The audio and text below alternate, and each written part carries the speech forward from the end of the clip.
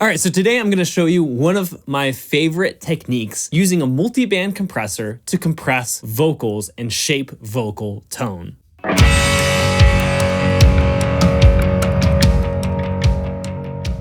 Hi, my name is Tyson. I'm a mastering engineer here at Dinosaur Dog Mastering, and today we're going to be talking about vocal compression and vocal sonic shaping using multiband compression. Anyway, we're going to get to that in a minute. First thing I want to tell you is that I have a free guide associated with this video. It's the Ultimate Mixing Checklist, so you can download the Ultimate Mixing Checklist for free just in the first link in the description of this video to get faster, better, and more professional mixes. We are going to dive into the content of how to actually use this multiband compressor in Logic very effectively with some vocal takes. Today, we're going to be looking at some boxiness in a vocal and how to deal with it using a multipressor. I'm going to be using the stock Logic multipressor, and the first thing that we want to do before we even dive into that is we have a vocal here that is kind of boxy, but the key is that it's not boxy all the time. So it's not just a blanket EQ move that I want to make. I want to be targeted in certain phrases or certain words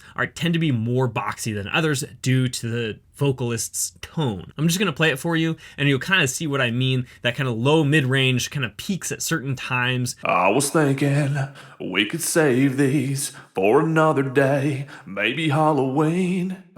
So really during this middle section is really where I'm hearing it. So let's just take a listen to just this part here.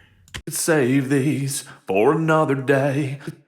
When he says for another day, that is really, there's like this just kind of build up of those lower mid-range frequencies. So the first thing I'm going to do is I'm going to take my channel EQ here, start sweeping around until I can really find the exact area that I'm hearing that in, and we'll pull out our multi-band compressor and deal with it. Save these for another day. Save these for another day. Save these for another day. Save these for another day. Save these for another day. Save these. Yeah, so it's right around that 650 hertz range is really where I'm hearing that kind of pop out of the mix.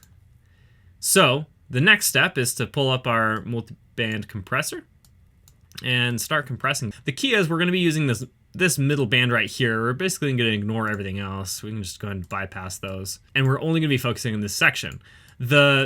The whole idea of how this plugin works is that it's just a compressor. It's a digital compressor, but it has 4 different compressors inside of it focused on a single area. So because I don't want to just blanketly compress the whole thing whenever those peaks happen, I want to be able to have this single band here compress that particular frequency range when it becomes too much. I've already kind of set up my compressor, so my ratio is 3:1.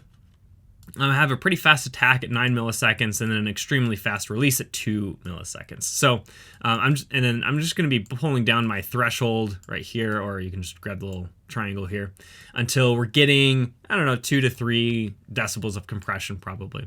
Save these for another day. Save these for another day. Save these for another day. Save these for another day. Save these for another day. Save. Yeah, so at the end of day, you can hear that frequency really isn't present as much. So it's really not compressing that either, which is really nice. That's kind of the goal here, because if I just blanketly took my EQ and chopped out a whole bunch of 600 hertz, it's then going to make that A on day sound really thin. So this is a great solution so that I'm able to target that one kind of frequency band without causing undue harm to the rest of the vocal track. This is sounding really good to me, honestly. So here's it with bypass, so without any compression, and then I'll add it in here in just after a cycle or so. Save these for another day. Save these for another day. Save these for another day. Save these for another day. Save these for another day. Save these for another day. Save. So that's all there is to using a multi-band compressor inside of Logic. I don't tend to use multi-band compressors very often, only if there's a really specific issue where you have inside of the track. So Make sure that you're only using that when you actually need to, rather than just a normal EQ or compression. I would almost always reach for just for an EQ or a normal compressor first, and then if you can't solve it or it's causing issues like the one we're just encountering where it would make other lines sound thin, then that is the perfect opportunity to use a multiband compressor. All right, with that, thank you for watching and have a great week.